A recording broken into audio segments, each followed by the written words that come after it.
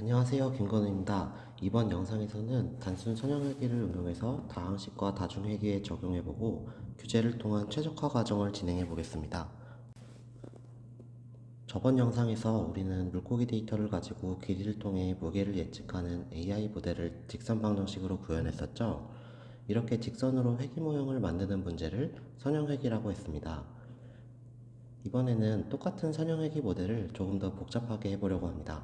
첫 번째로 길이만을 이용하던 문제에서 1차식이 아닌 2차식으로 모델을 만들고요. 두 번째로 차원을 늘려서 다중회귀 문제로 적용해 보겠습니다. 단순 선형회귀 모델은 입력 변수가 x 하나밖에 없지만 다중 선형회귀로 보면 입력 변수 x가 여러 개가 있죠. x는 1차식일 수도 있고 2차식일 수도 있어요. 하지만 출력 변수인 y는 x에 따라 결정되는 하나의 값입니다. 우리 문제에서는 물고기의 무게가 되겠습니다. 그리고 두 식 모두 잔차항이 존재하는데요. 이 잔차항이라는 것은 머신러닝 모델을 학습하기 위한 컴퓨터가 목표로 하는 값입니다. 학습 과정에서 이 잔차항을 0에 가장 가깝게 만드는 식이 최종 모델입니다. 0에 가깝게 만드는 목표는 바로 결정계수에 들어가는 최소 제곱 오차인데요. 나중에 이러한 식들을 손실함수라고 정의하게 될 겁니다. 그리고 컴퓨터는 일일이 수십만 개의 편미분을 이용해서 최적의 기울기, 즉 개수들을 찾아 나가는데요. 이러한 훈련 과정을 경사하강법이라고 합니다. 가설을 세우고 수정해가면서 미분을 통해 기울기가 최소인 지점을 찾아가는 방식입니다. 굉장히 무식하고 단순한 방법인데요. 곡선으로 된 모델에서 최적의 모델을 찾기 위해서 2차 방정식의 그래프로 모델을 만들어 보겠습니다. 2차식을 만들기 위해선 길이를 제곱한 항이 데이터 세트에 추가가 되어야 되겠죠. 기존에 있는 길이항을 제곱해서 원래 데이터 앞에 붙여 넣으면 되는데요. 이는 numPy를 이용하면 쉽습니다. 이때 사용하는 함수는 컬럼스택이라는 함수를 사용하면 되는데요. 어떻게 사용해야 할지 모르겠다면 항상 기존에 하던 대로 챗GPT한테 물어볼 수 있습니다. 특성을 추가하기 위해서 기존의 배열 데이터에 제곱한 항을 배열 형태로 앞에 덧붙이기 위한 함수는 무엇이냐고 물어보면 되겠죠. 이후에 scikit-learn에서 제공하는 train test split 함수를 사용하면 됩니다. 이렇게 2차 항으로 특성을 추가해서 열이 1열에서 2열로 늘어나겠죠. 칼럼 스택 함수를 사용해서 특성을 추가한 2차원 배열을 trainFully라는 변수로 새롭게 지정해 보겠습니다. 이후의 방법은 단순하게 선형 회귀를 학습하고 확인하는 방법과 동일합니다. 함수도 똑같아요. 리니어 리그레션이라는 함수로 정의된 모델을 LR로 우리가 새롭게 만들 모델로 정의하고요. 피트 메서드로 학습시키면 되는데요. 학습한 모델에서 길이가 50일 때 무게를 1573g으로 예측하네요. 기존의 1차 방정식 형태일 때는 1241g으로 예측할 때와는 차이가 나는 것을 확인이 가능하죠. 직선 방정식을 그릴 때처럼 개수와 절편을 출력해서 그래프에 나타내면 사진처럼 2차식으로 좀 더 정확도가 높아 보이게 모델이 만들어진 것을 볼 수가 있습니다. 정확도를 스코어로 출력을 해보면요. 훈련 세트와 테스트 세트에서 각각 눈에 띄게 향상된 것을 볼 수가 있습니다. 결정 계수가 0.97이면 충분히 매우 높은 수치이지만 훈련 세트보다 테스트 세트에서 아직 점수가 높은 것으로 봐서 아직 과소적합이라고 판단할 수가 있을 겁니다. 이를 해소하기 위해서 모델을 더 복잡하게 할 필요가 있어 보이죠. 다항회귀로 무게를 어느 정도 예측할 수는 있지만 과소적합을 해소하기 위해서 제곱보다 더 고차항을 넣을 수도 있지만 얼마만큼의 고차항을 넣어야 하는지 알기 힘들죠. 이러한 문제를 해결하기 위해서 여러 개의 특성을 사용하면 되는데요. 기존의 길이 데이터만 사용했다면 길이 외에도 너비나 높이를 추가하면 좀 더 복잡한 모델을 만들 수 있을 겁니다. 다항회귀처럼 특성이 한 개일 때는 선형회귀 모델은 선을 학습하게 되는데요. 특성이 두 개라면 선형회귀는 평면을 학습하게 됩니다. 그럼 특성이 세 개일 때는 무엇을 학습할까요? 우리는 3차원 이상의 공간을 그리거나 상상할 수가 없기 때문에 정의가 불가능합니다. 이제 특성이 많은 고차원에서는 선형회귀가 매우 복잡한 모델을 표현할 수가 있어요. 하지만 특성이 많은 고차원 모델이라고 무조건 성능이 좋다고 할 수는 없을 겁니다. 그리고 우리가 직접 특성을 제곱하고 특성끼리 곱해서 새로운 특성을 좀 전에 2차식 때처럼 추가할 수는 있지만 사이킨런에서 이러한 기능도 제공하고 있습니다. 사이킨런은 특성을 만들거나 전처리하기 위한 다양한 클래스를 제공하고 있는데요. 사이킨런에서는 이런 클래스를 변환기라고 하게 되고요. 모델 학습에서는 일관된 피트, 스코어, 프레딕트 메서드가 있는 것처럼 변환기 클래스에는 피트, 트랜스폼 메서드를 제공하게 됩니다. 참고로 지금까지 모델 학습을 위해 사용한 리니어 리그레서 같은 모델 클래스는 추정기, 에스티메이터로 부르고 있습니다. 먼저 세 가지 특성을 가진 인풋 데이터를 지금까지 해왔던 것처럼 사이클런으로 분할을 하게 되고요.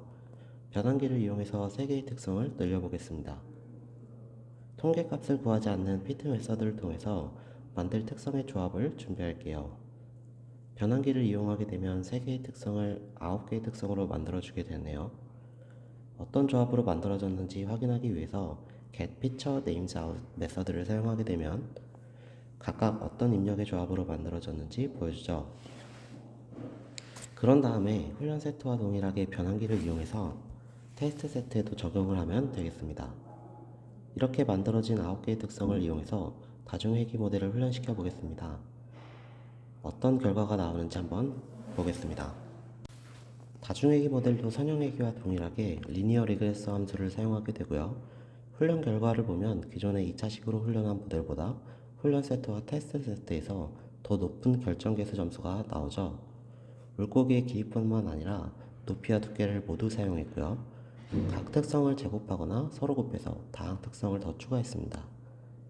특성이 늘어날 때 모델의 성능이 좋아지는 것을 볼 수 있는 좋은 예시입니다. 그렇다면 특성을 아주 많이 추가하면 어떻게 되는지 한번 확인해 볼게요. 우리는 생각대로 훈련 세트에서 더 높은 점수가 나올 거라 생각이 드는데요.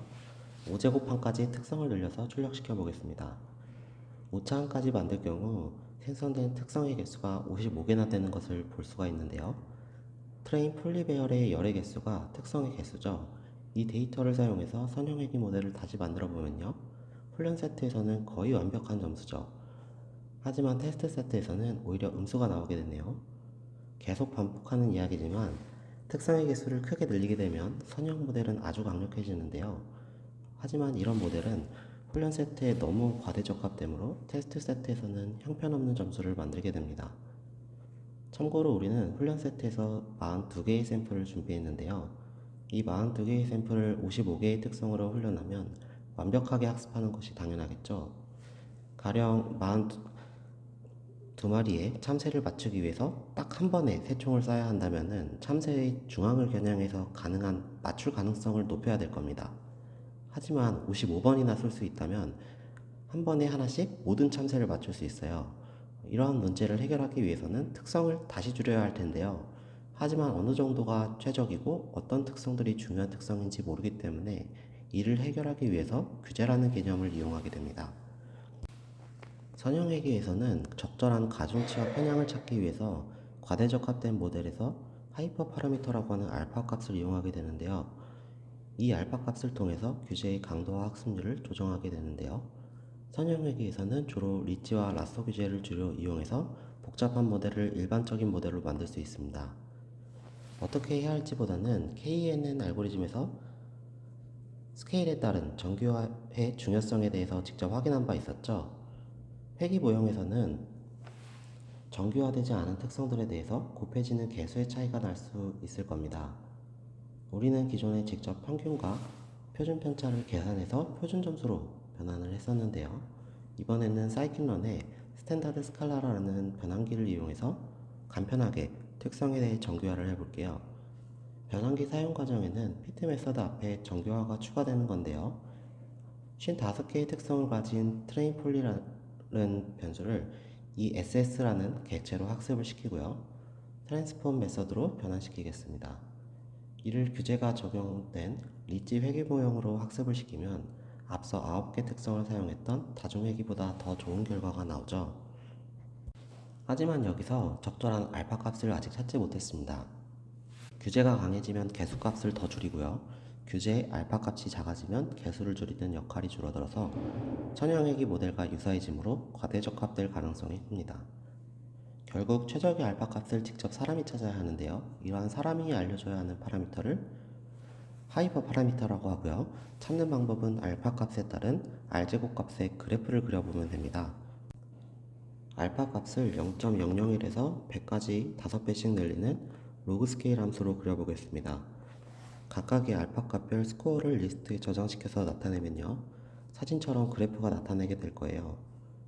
여기서 파란색 그래프가 훈련 세트 점수이고요. 테스트 점수는 주황색으로 나타냈어요. 두 세트 간의 차이가 가장 적은 0.05가 최적의 알파 값인데요. 이를 통해서 훈련 모델을 만들어서 확인해 보면 매우 좋은 완벽한 결정 계수가 나왔습니다. 라쏘 회귀도 한번 보겠습니다. 라쏘 회귀는 리치 회귀와 다르게 개수의 절대값을 기준으로 규제를 적용하는데요. 일반적으로 리치가 조금 더 선호되긴 합니다. 하지만 두 알고리즘 모두 개수의 크기를 줄이지만 라쏘는 아예 개수를 0으로 만들 수 있어요. 리치 회귀와 동일하게 최적의 알파 값을 찾아내 보겠습니다. 여기서는 최적의 개수를 찾기 위해서 계산을 10만 번 반복시켜 최적화시켜 보겠습니다. 테스트할 알파 값을 로그 스케일로 사전의 리스트로 저장해 두겠습니다. 그리고 리치와 동일하게 스코어를 리스트에 저장을 시키고요. 계산하고 학습하는데 1분 정도의 시간이 걸리게 되는데요. 결과를 보면 1, 즉 알파 값이 10일 때 가장 좋은 학습률을 보입니다. 따라서 알파 값을 10으로 두고 훈련을 시켜서 결정 개수를 확인해 보겠습니다. 이번에도 거의 완벽한 결과가 나왔죠? 우리가 특성 55개로 아주 많은 특성을 사용했음에도 규제를 이용해서 불필요한 특성을 줄이거나 없애서 모델을 최적화시켰는데요. 어떤 특성들이 사용됐고 개수가 얼마나 되는지 직접 우리가 눈으로 확인해 볼 수 있습니다. 최고 4차원까지 사용했고 사용하지 않은 특성들이 40개임을 알 수가 있죠. 이번 시간으로 선형회귀는 이렇게 마무리가 되는데요. 오늘 설명한 선형회귀는 정말 기초에 해당합니다. 계속해서 다른 알고리즘을 공부하겠지만 이 선형회귀가 잘 이해가 되지 않는다면 제가 영상 하단의 코딩을 보면서 직접 손으로 코딩해가며 따라해 보시는 것을 추천드릴게요. 감사합니다.